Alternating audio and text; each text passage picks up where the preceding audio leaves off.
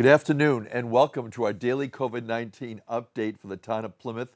This is update number 34. We're coming to you live on Friday, May 1st. We began on Saturday, March 14th. I'm Steve Triffletti, Plymouth Town Moderator, and we're here each day, Monday through Friday at noon for this update. This forum is being brought to you live by PAC TV on Comcast channels 13 and 15 and Verizon channels 43 and 47. You can also watch this on PAC TV's streaming channel by going to pactv.org/live. Today, for your questions, please email us at plymouthinfo@pactv.org. These forums can be replayed at pactv.org/Plymouth. Today's participants joining Kenneth Tavares, Matt Muratore, and me are Dr. Mark Wilson, Amy Naples, Robert Eisenstein, Dan McKiernan.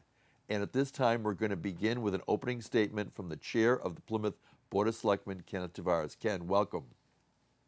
Thank you, Steve. Good afternoon, everyone. I am going to remind everyone that today is the regular tax due day. Taxes were due today, but as you are well aware, the board did extend the period to pay them until June 29th.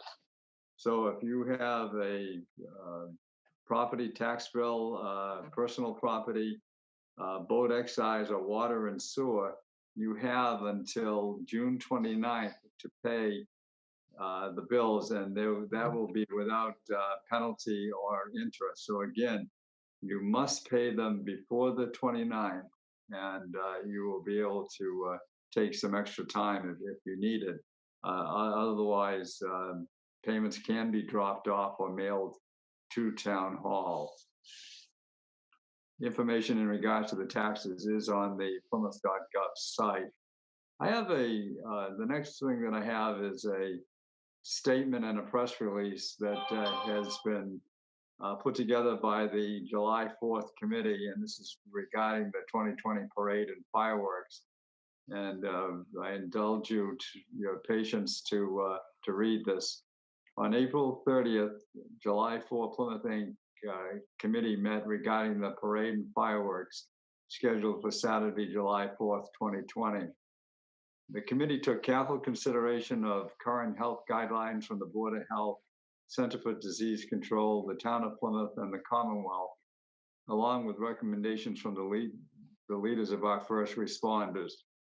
The committee determined it would be best not to move forward with the July 4th events for 2020 due to ongoing concerns regarding COVID-19. This decision was made based on the current guidelines and recommendations to ensure the safety of our participants and volunteers, as well as local and visiting families that attend the events. With a very heavy heart, we have canceled the 4th of July parade and fireworks festivities this year. The majority of our funding for both the parade and fireworks comes through private and corporate donations. Everyone within these communities supported us year in and year out in good times and in bad with very generous donations. During this crisis, we see a number of our local families and community businesses doing everything they can to survive financially, sometimes day to day. At this time, we feel this is our chance to return the goodwill the community has bestowed upon us and help. July 4th, we'll be donating $1,000 to the food pantry at South Shore Community Action Council to assist in their response to our community during the COVID-19 outbreak. Additionally, as we see the opening of our local businesses in the community, hopefully in the coming weeks, we encourage you to support them and to shop local. We look forward to welcoming everyone back to our waterfront and our hometown of Plymouth in 2021, which will truly be a celebration for the resiliency of our community. We thank you all, as always, for your continued and unwavering support. We are one town, one commonwealth, one country.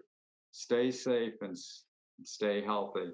Respectfully submitted, Matt Tavares, Jeff Metcalf, Anne Marie Winchester, Jad Osmansky, Mark Wells, and Ken Tavares.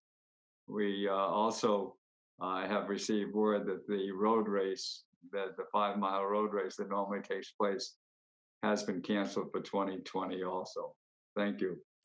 Thank Thank you. you, That's Steve. Kenneth Tavares. He is chair of the Plymouth Board of Selectmen, and today, May 1st, is also Law Day. And each year, the Plymouth District Bar Association and the trial court have Law Day observances at the courthouse on Aubrey Street. However, those observances have been postponed since the courthouse is currently closed to the public, but it's still Law Day, May 1st.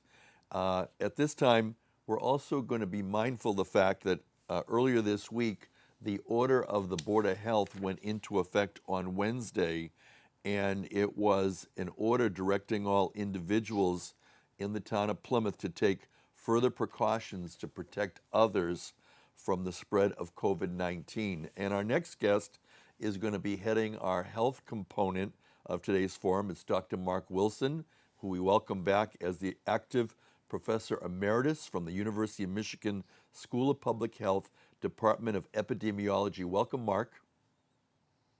Thanks very much, Steve, and good afternoon to everyone.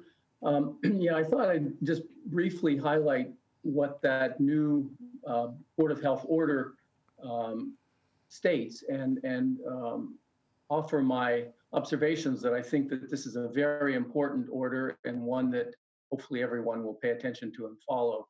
First of all, it says that all members of the public entering any essential business, as defined by Governor Baker's executive orders, must wear a facial covering, such as a fabric mask, scarf, or bandana over their nose and mouth. This also refers to anyone who's entering a restaurant or drive-through. So if you're going into any of those establishments, you must wear some sort of face covering. It also includes all of the employees of these essential businesses that are open to the public. And if you're entering or exiting a residential or commercial building complex that has a common lobby, you are required to wear a face covering. And then finally, the order requires that we properly dispose of our gloves, facial covering, any protective equipment or devices that we're using, properly dispose of them. I mean, in some ways, this all makes common sense, but I just want to reinforce how important it is. I agree very much with this as a public health worker and researcher. It's really important to our reducing transmission to others. Our wearing masks or facial coverings will go a long way to us not infecting our family members, our friends, and people who we see in these establishments or meet on the street. So I'm very pleased that the Board of Health passed this order. And I thought what I'd now do is answer a few questions that have been asked, and just to try to give some insights. And of course, there'll be perhaps questions later on that I'd be happy to address as well. The question is, why is there now so much discussion of testing, and why is widespread testing so important? Remember that there are two types of tests. There's an antigen or a virus test, and there's an antibody test. And the virus test will tell who is currently infected and presumably infectious and infect someone else. And this helps us to determine who should be quarantined or isolated. And it also allows for contact tracing, which then would suggest who should try and self-isolate or be sure and not contact many other people if possible. And the other really important feature of virus testing is you may be symptomatic after you are virus transmitting. And so it gives you, in a sense, an early warning. At a population level, it helps us to know who is going to be contributing to new infections. And at the individual level, if you know you are infected, then you know you should be very careful and protect others by isolating yourself and wearing protection. The antibody test tells us who was previously infected. You're probably not still infectious, but we're not sure about this if you are antibody test positive. It also suggests you may not be able to be reinfected, at least not right away. But again, that's still unsure. And we just don't really know how long you would be protected once you were infected and then produced antibodies against that infection. So at a larger level, if all of these tests are accurate, and there is some discussion about which ones are the more accurate ones, those are obviously the ones we want to try to promote. And if a lot of people are tested, it helps us to improve the models or forecasting. And this in turn then helps us to plan, to anticipate when it's going to be safe to start relaxing isolation and distancing. And it gives us a scientific base, an evidence base to make decisions about when we start to open up and how. In the United States, we're really way behind on this. We've got a large country, 350 million people, situation is changing rapidly, and it's different in different locations. But nevertheless, we really need to ramp up testing. So the goal then, of course, is to test, to trace, and then to treat. And better testing, I think, is on its way, but more importantly, more and better testing is what we're hoping for. Speaking of treating, the next question was, why do we now hear so much about this new treatment with remdesivir, and how will it help? Remdesivir was an antiviral drug that was developed in an effort to treat Ebola, but clinical trials really didn't show that it was very efficacious. NIH has recently announced, they haven't yet peer-reviewed or published the study, of severely ill people who were treated with remdesivir, and then another group with a placebo. So it was a blinded clinical trial, randomized, and the results show that remdesivir is able to reduce, on average, 4 days of severe illness among those severely ill people. So this is good news for those who are unfortunately in the hospital with severe illness. A smaller study in China, you may have heard of that also, did not show statistically significant results, even though the direction of the effect was in the same direction. But this study, yet to be published, but announced recently, looks very promising. However, this is not something that's likely to be widely used in non-severe cases of COVID that don't require hospitalization.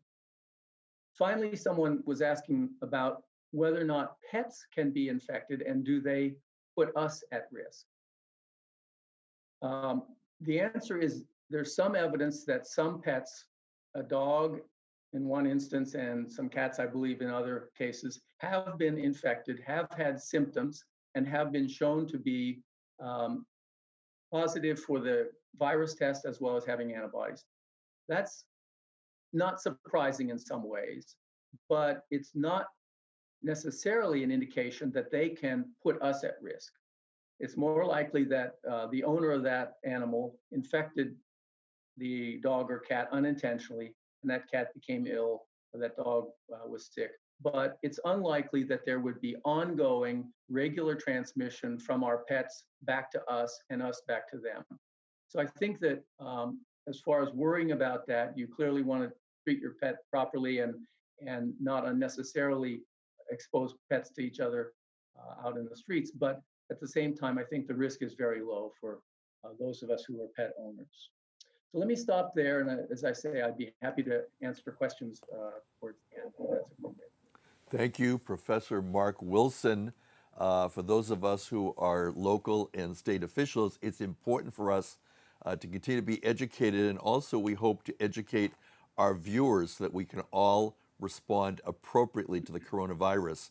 And beginning next week, Dr. Wilson will be joining us each and every Wednesday to do our health component of our forum. At this time, we're going to move to welcome back Robert Eisenstein. He is a senior living consultant. Welcome, Bob. Hi, Steve. Thank you very much, and good afternoon, everybody. Last time I was here, we were talking specifically about keeping the residents safe inside of the facility, and we were talking about all the visitation restrictions and things to sort of limit the external community from coming into long-term care facilities. And as everybody knows, unfortunately, from listening to the news, that is now switched almost entirely to taking care of the residents inside the facility. As Dr. Wilson pointed out, specifically because of the increase in testing capabilities that we have in all long-term care facilities, and I'm going to talk in a minute about the governor's additional funding for nursing homes, we now have identified, unfortunately, a very large increase in COVID positive cases throughout the Commonwealth. Just to give you the full scope of the problem, out of 682 long-term facilities in the state, and that includes nursing homes, assisted living, as well as rest homes, so not just skilled nursing, we have identified 12,127 positive cases. That's roughly 1/6 of the entire positive cases in the Commonwealth. And the unfortunate part, as you can imagine, is the mortality rate for those positive cases alone actually equates to about 50% of all deaths, unfortunately. And the reason for that, I just want to remind everybody, those of us who've been in this industry for a long time, we understand that this trend started several years ago. Nursing homes are taking a much higher acuity level of patients than we've seen in the past. We have a lot of respiratory problems, chronic obstructive pulmonary disease, we have a lot of wound care, we have a lot of infections, and intravenous antibiotics. So obviously this patient population is already predisposed to be at a high risk for illness and infection. If there's any silver lining in all of this, I want to talk a little bit about the governor's efforts and the statewide efforts.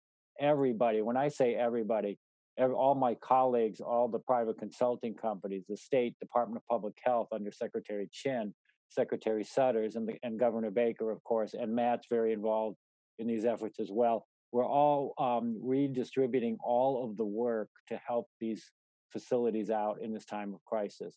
Number one, the governor has approved $130 million additional funding that's going to go towards helping hiring staff, helping with infection control protocols, and helping with personal protective equipment, which we refer to as PPE. And these are the main sort of ingredients that the long-term care facilities are really in need of. And I'm working actually also on some statewide task force. They've also allocated 120 people to be divided up into teams of rapid response teams to go into those nursing homes that we call hotspots, those that are overwhelmed with the positive cases. So we're in the process now of deploying those teams. These are teams of licensed nurses, CNAs, and there's an administrative oversight component. And we're able to drop in these teams to the nursing homes for 2 to 4 days to really allow them to kind of take a breather. We talked last time I was on about the real exhaustion, frankly, that's going on in our nursing home sector in particular, and obviously in hospitals. The amount of healthcare workers, the work that they're doing, the real trauma that they're seeing, and unfortunately, the death rate of the folks that they're working with, it really takes a toll on them. So we're able to provide these rapid response teams ongoing, and that's also to the credit of the governor and Secretary Sutter and the people at the state office. And this is at no charge to the facilities. So we're in the process right now of deploying those folks all throughout the state. And lastly, I would just say it's just a really trying time. We're now, I think, getting to the point where we're trying to stabilize the infection rates within the nursing home facilities. As I said, there's a lot of resources being shared from the hospitals, from the Department of Public Health at the state level. My heart goes out to the staff and obviously the residents who are suffering through this time, but we're marshaling all of the efforts we can at the state level down to the local level to try to deal with this pandemic. Thank you, and that's Robert Eisenstein, and he is a senior living consultant. Our next guest, acting director of the Massachusetts Division of Marine Fisheries, is Dan McKiernan, and we're going to begin by playing a video that Dan has provided for all of our viewers. We'd like to welcome Dan, and we're going to go to the video.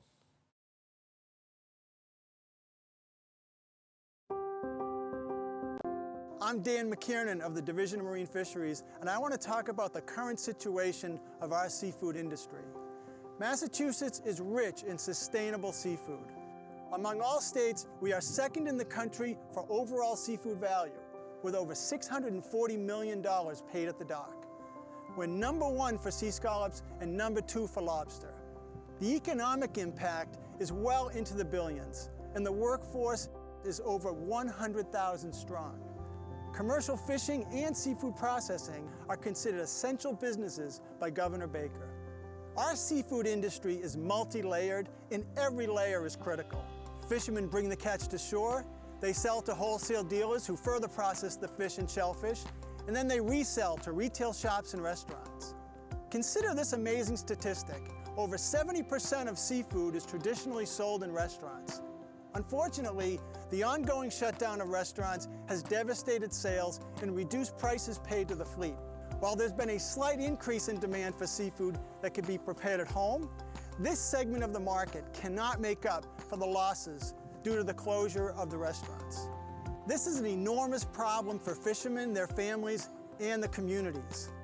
Some fishermen have opted to try to sell some of their catch directly to the public by obtaining state permits to sell live lobsters, crabs, whole fish, and shucked sea scallops to consumers from their boat. But for consumer safety, state regulations do not permit direct sale of processed fish from the vessel, nor bivalve shellfish such as oysters. If you've heard of a shellfish farmer selling direct to the public, it's because that farmer is also a certified dealer.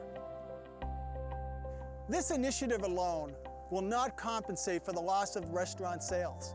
The industry will need restaurants to reopen to fully restore the demand, and that will take some time. Many people may hear this and ask, what can I do? I'm trapped at home too. For now, it is critically important to support your local markets and fishermen by eating more Massachusetts seafood and buying local.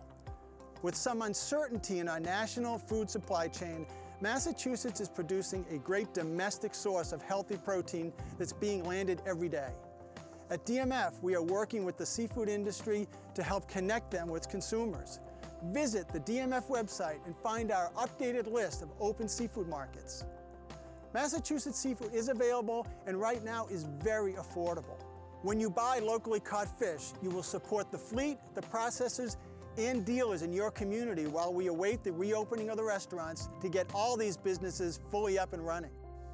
Let's help preserve these legacy industries in these challenging times, especially the independent, family-owned businesses that are a defining feature of our waterfront.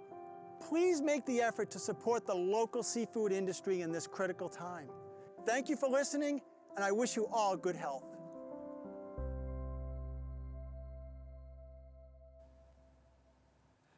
And we'd like to welcome everybody back to the studio, and we see that one of our local restaurants were featured in one of those photos.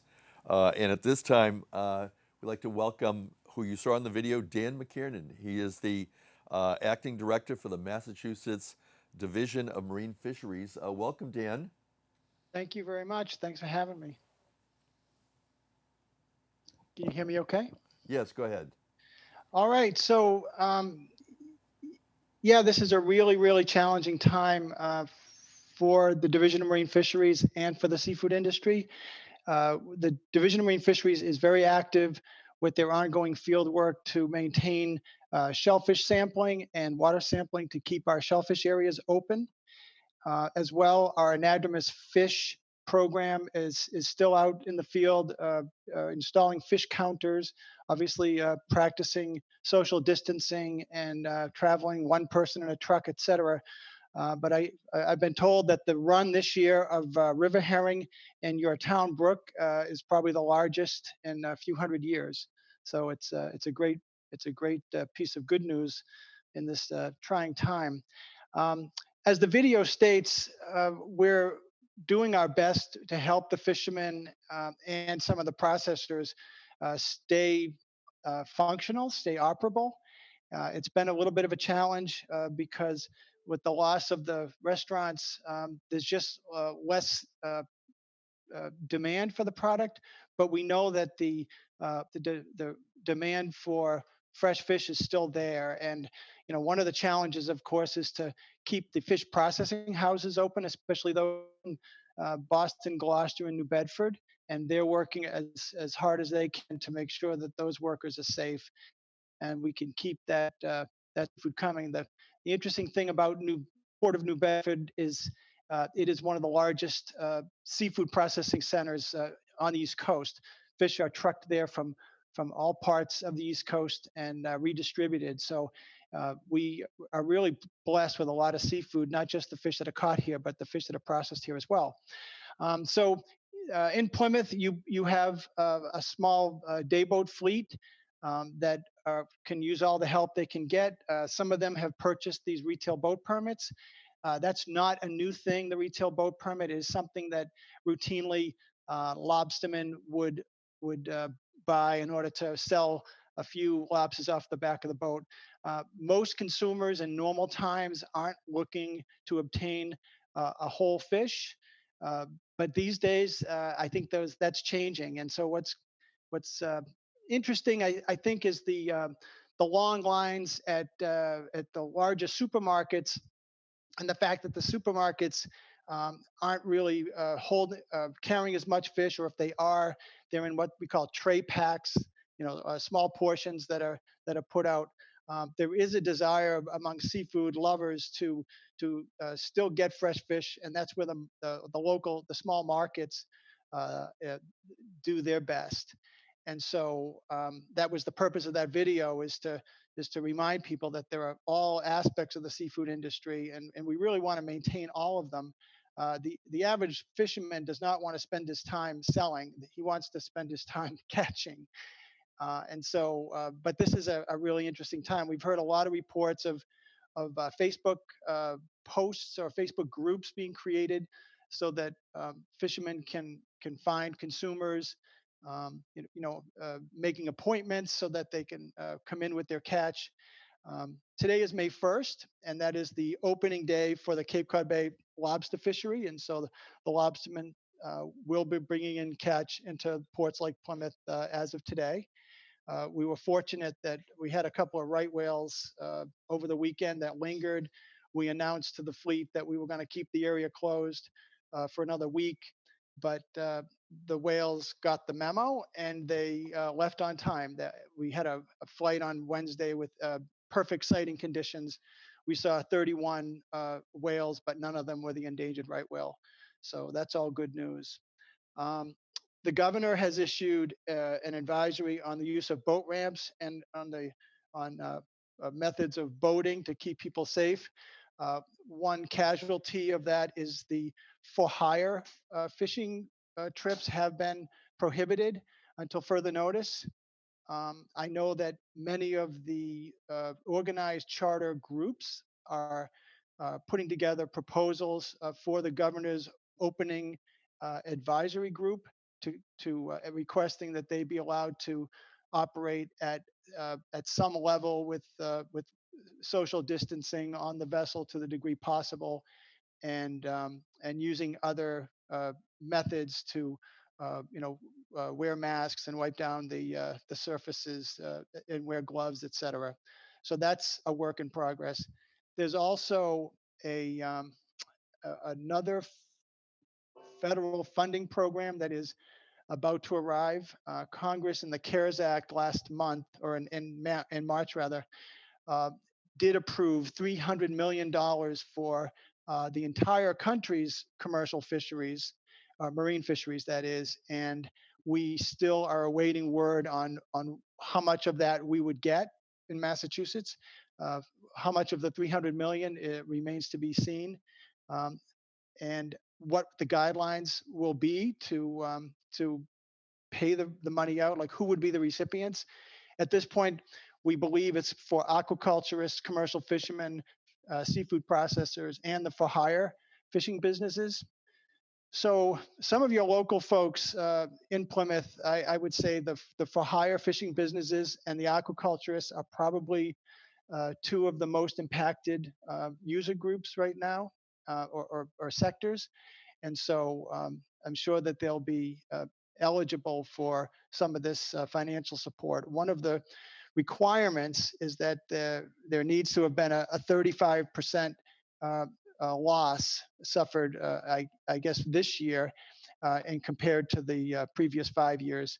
And I think given the problems that the oyster farmers have had with the closure of the restaurants selling any product, as well as the fact that the for-hire operators have been told they can't operate, make that very likely that they'd be eligible for those programs. So I can take any questions if you'd like, but that's what's going on at DMF, and I appreciate you playing that video. And if you want, share it across the state and across the country if you can. We really want to maintain that industry as much as we can. Thank you, Dan McKiernan. He is the acting director, Massachusetts Division of Marine Fisheries, and certainly a very important industry for Plymouth, which leads us now to the executive director of the Plymouth Area Chamber of Commerce, Amy Naples. We talk about tourism often and local retailers, and we have industries as well. Welcome. Absolutely. Hi, Steve. Great to see you as always. So today is Feel Good Friday, and I figured I would start with that on this gray day. I want to recognize a good friend of mine and past chairman of the Chamber Board, Peter Brown. He purchased $500 worth of masks for our Center for Active Living so that they continue their amazing efforts with Meals on Wheels and assistance for our most vulnerable population, our seniors. The second Feel Good story I'd like to recognize is from a service organization, the Sunrise Rotary Club, who has a program, Nourish Your Neighbor. As we all know, COVID-19 has hit our community hard, and as a result, food insecurity has become a reality in many households. In addition to providing meals for local families, they will be supporting our local restaurants who are feeling the negative effects as well. This is a community effort, and you can become a sponsor or donate a meal very easily by contacting Bob McMakin at his email address, sunriserotary4226@gmail.com. So if you're interested in getting involved in that, certainly reach out to Bob. I think it's an amazing program, supports both our families who need it as well as our restaurants. This morning, the Chamber hosted a great informational webinar with our partners from the SBA and SCORE. We welcomed SBA District Director Bob Nelson, who gave a great overview of the programs, answered questions from attendees, and gave an update on the PPP2. He shared, as of Wednesday, all PPP1 loans have been dispersed, and there has been $1 million approved for PPP2. He also advises that money is going to run out very quickly. So be sure to contact your lender as soon as possible to apply. Don't wait. In addition, the EIDL application portal does remain closed, and they will be communicating as soon as they can if and when that will reopen. For the most accurate and up-to-date information, you can visit the treasury.gov or sba.gov. I hear from businesses daily who are frustrated with the reopening guidelines that are not in place yet. I had a great meetup with our local restaurants, and I wanted to share the same message I shared with them. Be patient. The state is working hard to strategize the best form of action because this is all based on health data. So you need to remain patient. They are figuring this out. We will, however, be working closely with small businesses on following those guidelines and working with them on adapting to those. And the advice I want to leave small businesses with today is you had a passion and vision for your business. Remember that. Hang in there. Use this downtime to get ready for reopening, keep employees engaged, customers engaged, and get ready for reopening. And of course, take advantage of all the great resources available. For example, SCORE, our partners at SCORE have free virtual counseling services. You can email them at covid19@score.sema.org, or you can visit their website, sema.score.org, to schedule an appointment. And they can help you with really any part of your business, whether it's understanding next financial steps or marketing plans. Just reach out to them. And that is our business update for today. That's Amy Naples. She's the Executive Director, Plymouth Area Chamber of Commerce. Each day we're joined by Plymouth State Representative Mathew Muratore. Matt, welcome. Good morning. Good afternoon. How are you, Steve, today? Good to see everyone. I'm actually hungry for a lobster roll after hearing Dan's report, so We may do that tonight. And Amy, as long as you can send out the chamber update on what restaurants are doing takeouts, that'd be great. And I'll find a lobster roll somewhere. So thank you, all the participants who are on today. Some great information. Let me just briefly give you some of the numbers as of yesterday. First of all, the total amount of testing that has been done, as you know, Professor Wilson was talking about, this is really the key, the testing and the tracing that's going on. The increase of another 10,000 from the day before of tests.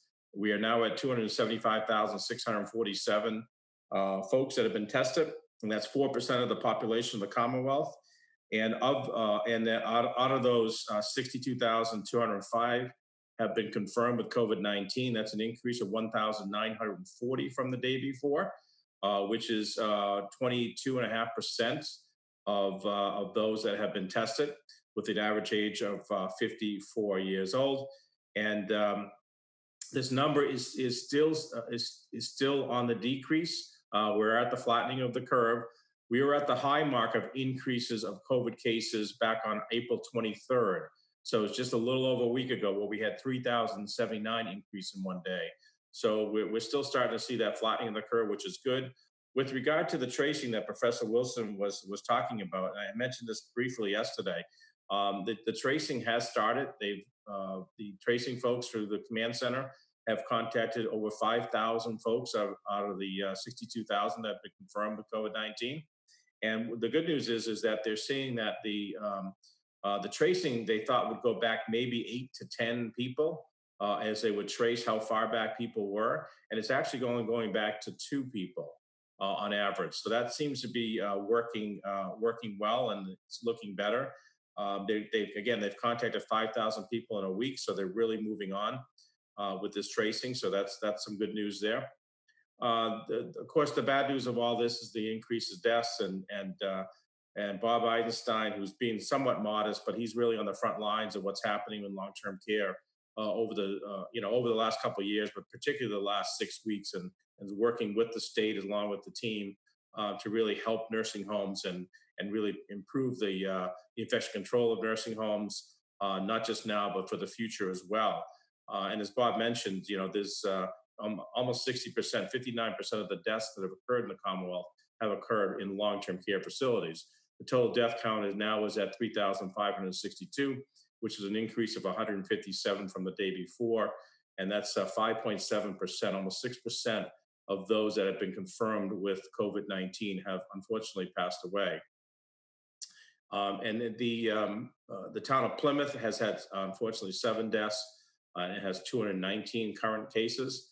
And I got a question yesterday or the day before, why is Plymouth numbers really going up?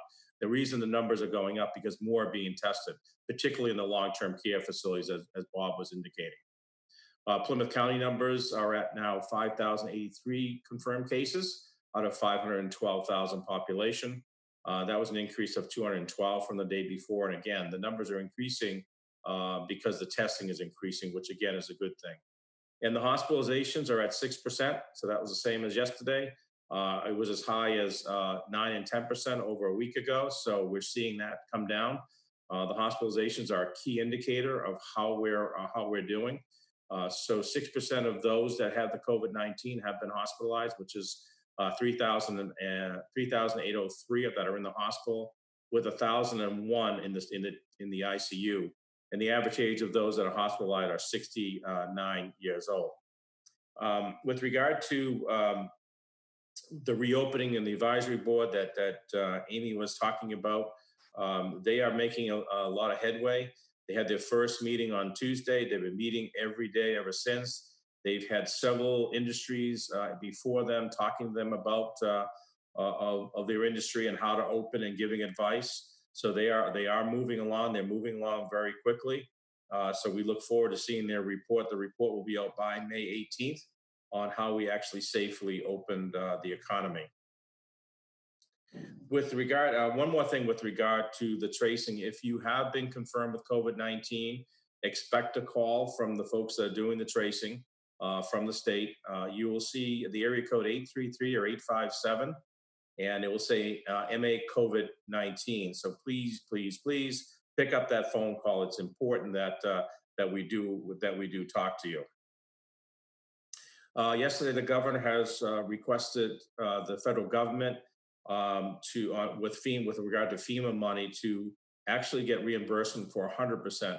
Usually in federal disasters, the federal government will reimburse states and communities up to 75%.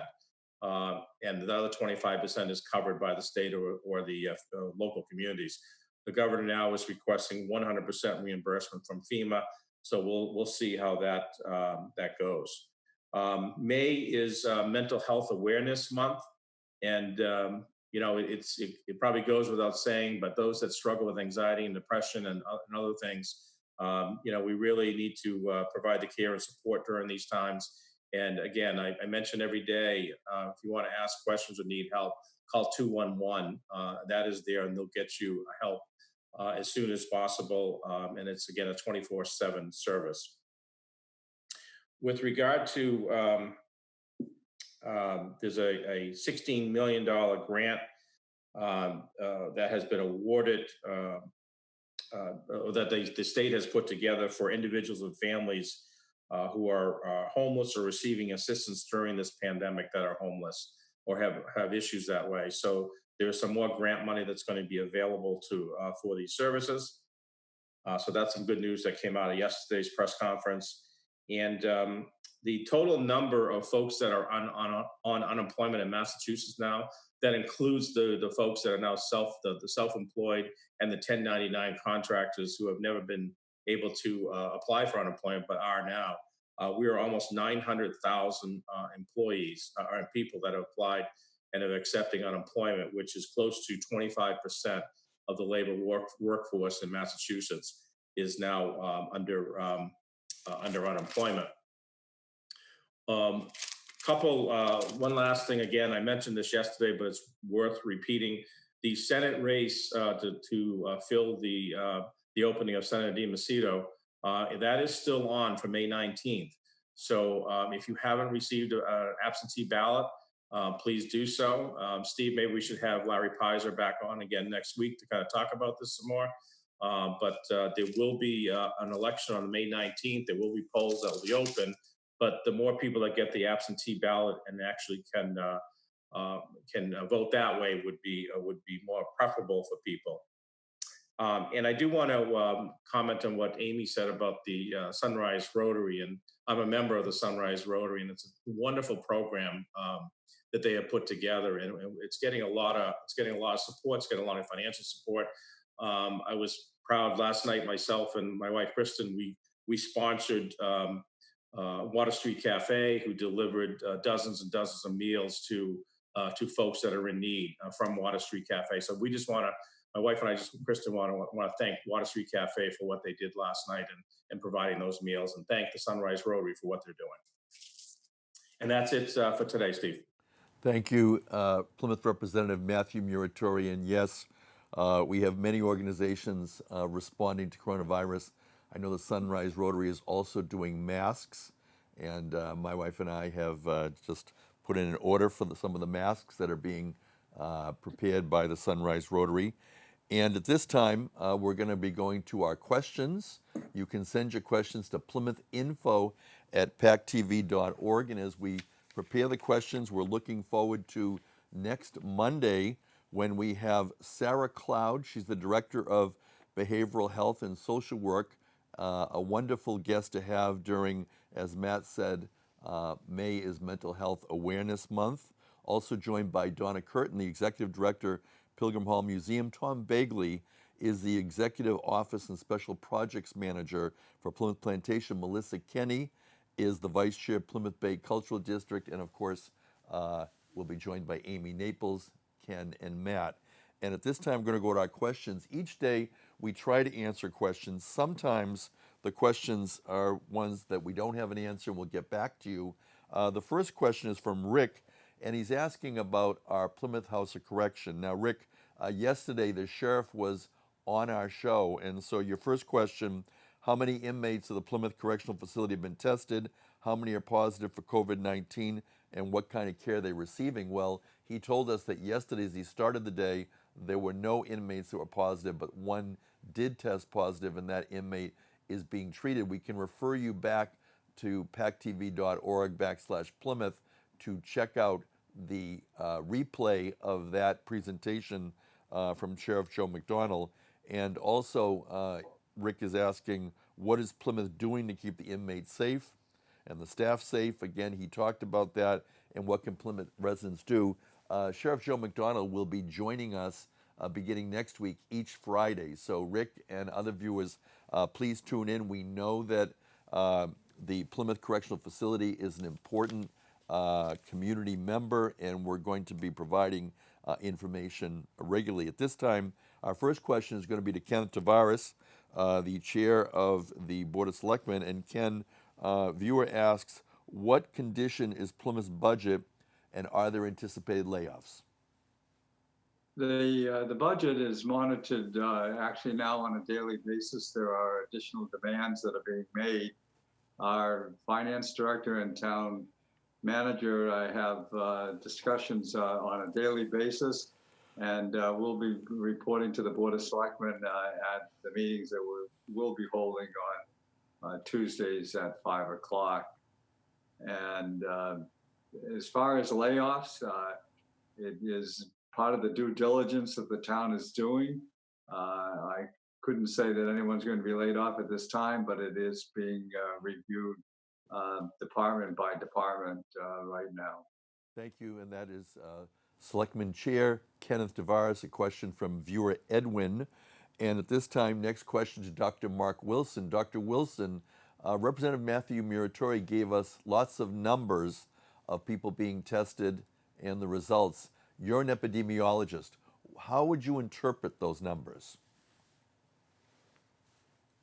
Well, the first number that I wrote down here is 275,000 cases. That sounds like a lot, but it's only 4%. And what makes it a challenge is that it's 4%, but not a random sample. These are people who have been selected to be tested for evidence of the virus. Good. And so they're already likely to have symptoms. These are not antibody tests. It's not a random sample. And yet 275,000 virus tests is quite good. It also represents 22% positive. Well, that too needs to be thought of in the context of what were the symptoms that those people had?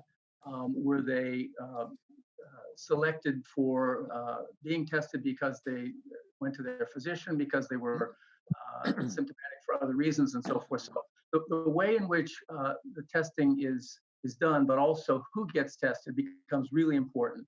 The other thing to keep in mind, this is over many, many weeks. And so there's a long time period involved here. And what we really want to get up to is being able to test everybody immediately, report those test results as quickly as possible. And then, of course, this is related to the contact tracing. And so the long time period and the lack of representativeness of this test is what's going to make it hard to interpret. But in addition, we're hoping to eventually get to the point where we'll have an antibody test that everybody can take and know whether or not they have been infected and therefore are likely protected to future exposure. Another interesting observation which surprised me is that the tracing back averaged only 2 contacts. This is very low, and it's a testament probably to the fact that people are paying attention to who they're in contact with, minimizing that contact, and possibly also doing so in a manner using a mask or in other ways protecting themselves from direct interaction with others. So this is a very good sign, and it's going to go a long way towards limiting transmission. The unfortunate increase in the number of deaths, this is something that we should expect for a while, even though new infections may be leveling out.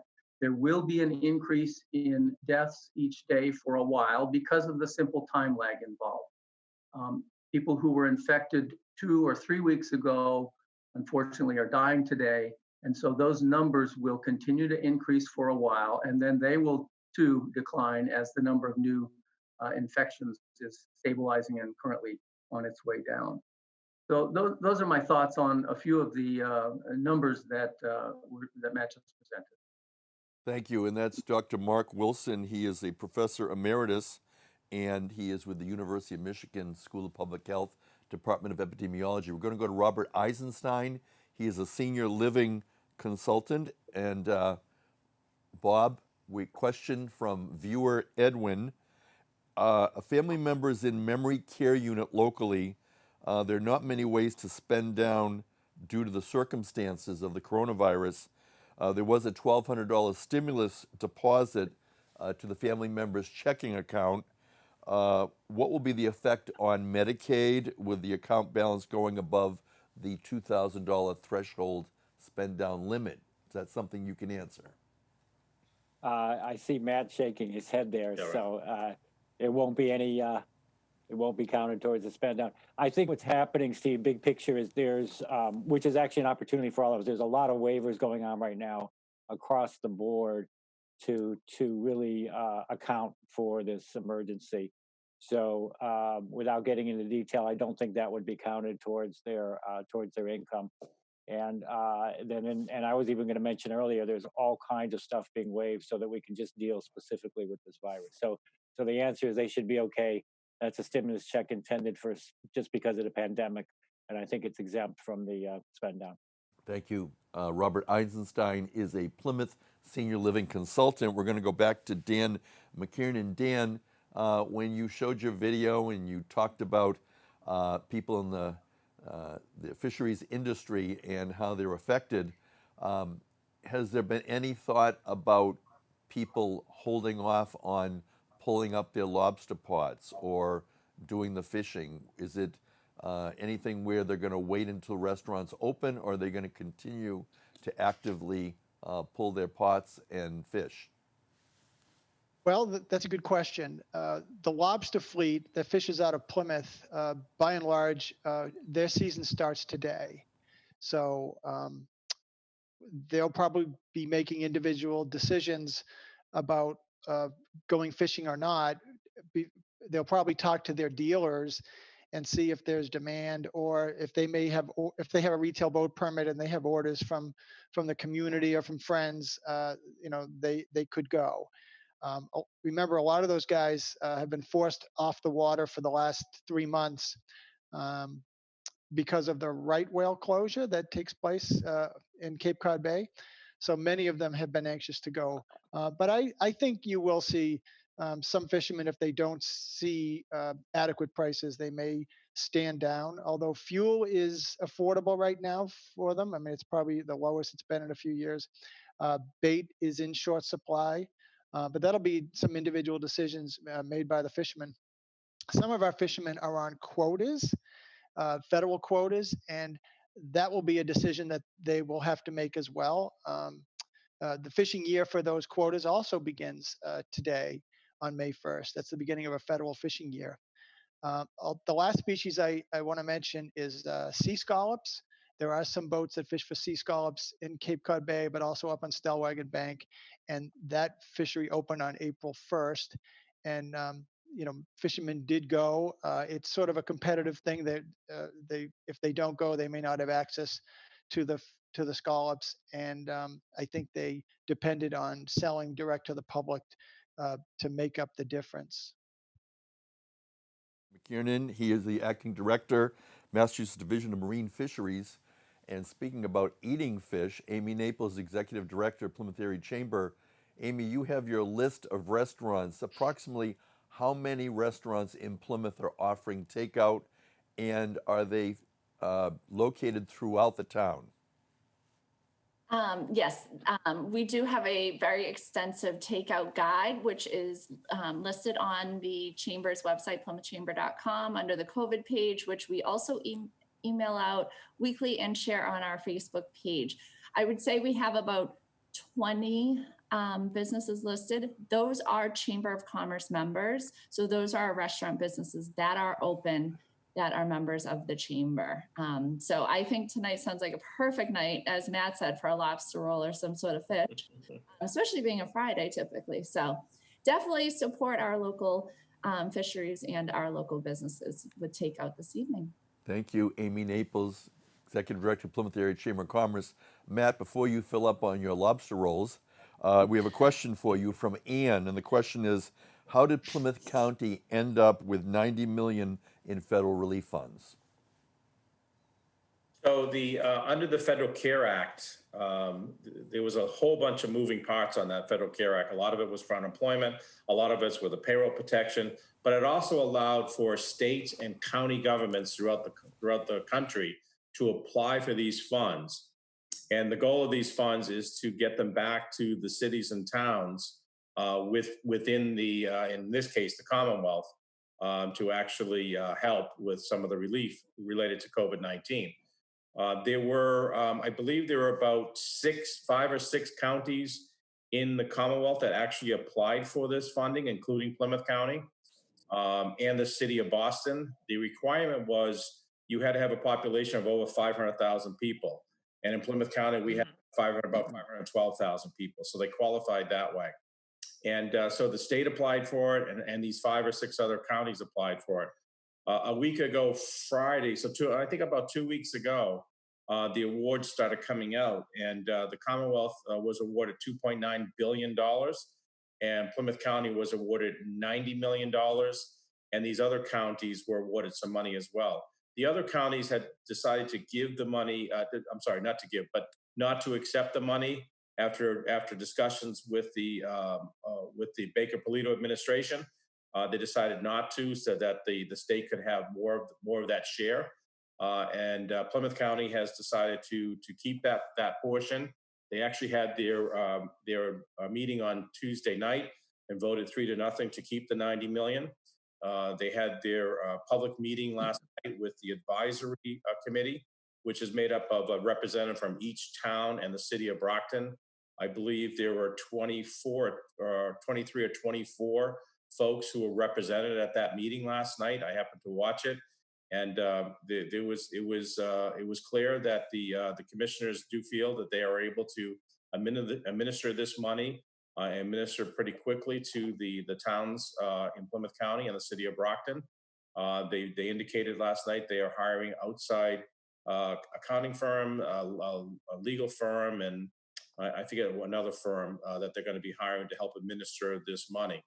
And there were discussions with the administration about having the county let the state have that money, but it looks like the commissioners are actually going to be moving forward, and they're going to be giving out that money. I think they said within the next 2 to 3 weeks they'll start giving out that money. Thank you, Representative Mathew Muratore. We also received a question from a viewer regarding the absentee ballots for the election, and we've already arranged to bring back Town Clerk Lawrence Pizer next Wednesday. He's meeting with the selectmen on Tuesday. This time we're going to go back to our roundtable real quickly for your final thoughts, beginning with Dr. Mark Wilson. Mark, what do you want people to remember today? Enjoy your seafood, but when you go to get it, wear a mask. And that leads right into Bob Eisenstein. Bob, Senior Living Consultant, what's your takeaway today? Well, I just wanted to also add that there is going to be mandatory testing across the state for all of the nursing homes. So as we talked about, I know everybody's concerned about testing. We are going to see an increase in infections, but we're doing mandatory testing as well as sending out our teams into the nursing homes to help deal with the situation. Thank you. Dan McKiernan, as Dr. Wilson said, we're going to wear masks when we go get our seafood. What would you like us to remember from your presentation today? That the struggles that the seafood industry are having now will probably go through the year. And as town officials, sort of be mindful of the importance of commercial fishermen as part of the food supply, and try to make as much accommodations as you can for the commercial fleet, if you can. Thank you. Dan McKiernan, the Acting Director of Massachusetts Division of Marine Fisheries. And for those of you watching, as you can see, we have town officials, state officials, we have county and federal partners all joining together, listening to our experts as well as people in the fields of the economy and health in order that we can try to keep the lines of communication open and figure out how to respond to the coronavirus. Amy Naples, it's Friday. What should we remember? So I just wanted to say, Dan, what a wonderful video and message. Please know you have the support from the Chamber. The marine fisheries is such an important industry, and I look forward to connect with you to see how we can help the Chamber. And also a reminder to tune in to PAC TV on May 9th at 7 p.m. to join us for the Plymouth One Fund's first fundraiser, Coachella, which will feature 9 local artists, heartfelt stories from small businesses and community members. And in addition, if you'd like to make a donation, you can visit theplymouthchamber.com, where 100% of those proceeds will be going to help small businesses. And as always, support your local business. Amy Naples, Executive Director, Plymouth Area Chamber of Commerce. Mathew Muratore, you've been with us now for 36 updates. What do you have today for a closing statement? Thanks, Steve. It's been a pleasure. A couple of things. First of all, Mother's Day is a week from this coming Sunday, and I know there's been some discussions about florist shops, will they be allowed to open? I know the reopening committee board is actually reviewing that. They've talked to the flower industry the last couple of days, and so we'll see what comes out from that. But just keep in mind, Mother's Day is a week from Monday. And it's just one thing that to follow up with Professor Wilson, people still are not understanding about the mask. I still hear people saying, well, I'm fine, so I don't need to wear a mask. The mask isn't so much for you as it is for other people. When I was fortunate enough to go to Shishigahama, Japan for the town of Plymouth back in 2010, I was struck by the fact that there was a lot of people wearing masks, and they weren't wearing masks for themselves to protect themselves. They were wearing to protect other people. So it's really out of consideration why the people of Japan and other nations actually do wear masks. When they're sick, it's common knowledge, it's common courtesy for them to be wearing masks so they don't get other people sick. So just keep that in mind, that the masks are not just for you, but for everyone else around you as well. With that said, with Bob being on today, I just want to say that one of the silver linings we're really going to see, I think, when this is said and done, is the long-term care industry, as Bob said, includes nursing homes, assisted livings, and rest homes, are really going to have a better look, I think, of them from the public. A lot of times they get a bad rap for how they are. You only hear negative stories that happen, but there are so many heroes that are working in these long-term care facilities, and so many great stories that you're hearing that are coming out of them. And I think there'll be more support from the federal and state government as well, with regard to resources, with regard to funding. But I think they're going to be a real silver lining when they come out of this, of how they are able to care for the sickest of the sick people within our communities. And with that said, again, as I say every day, just continue to stay informed. mass.gov/COVID-19. Ask questions, as I mentioned before, 211. Text alerts you can get by COVID-MA to 888-777, or for Spanish, COVID-MA ESP. And for any health questions, bowie.com/mass. And again, thank you for all the essential employees who are taking care of our physical health and those taking care of our economic health. Stay calm, stay home, and remember, the more we come together by staying apart, the faster we'll get back to the people we love and the things we love to do. Thanks to all the guests, and thank you again, Steve, and to PAC TV. Have a great weekend. Thanks, Plymouth Representative Mathew Muratore, and all our guests, Dr. Mark Wilson, Robert Eisenstein, Dan McKiernan, Amy Naples, and of course, we're coming back now for a closing statement. Selectman Chair Kenneth Tavares. Ken, good day. Thank you, Steve. As we are hearing on the news reports and the weather, we're looking forward to some great weather to come up this weekend and also next week. When that happens, we tend to become a little more callous on distance, wearing masks, washing hands, but it's so important as we celebrate this great weather that we keep all of this in mind. And please help our first responders, especially our police officers, that are very observant of groups gathering that shouldn't be. We all can do this, and we're demonstrating that we're starting to have the numbers come into line. So please help out our first responders, keep everything in mind, keep that distance, wash those hands, and wear that mask. We'll all be better for it. Thank you. Thanks, Kenneth Tavares, Chair of the Plymouth Board of Selectmen. On Monday, we have a lineup that includes Sarah Cloud.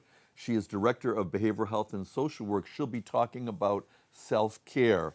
We also welcome Donna Curtin from the Pilgrim Hall Museum, Tom Bagley, Plymouth Plantation, Melissa Kenny, the Plymouth Bay Cultural District, and Amy Naples from the Plymouth Area Chamber of Commerce. I'm Steve Triffletti, Plymouth Town Moderator. Thank you for joining us, and good day.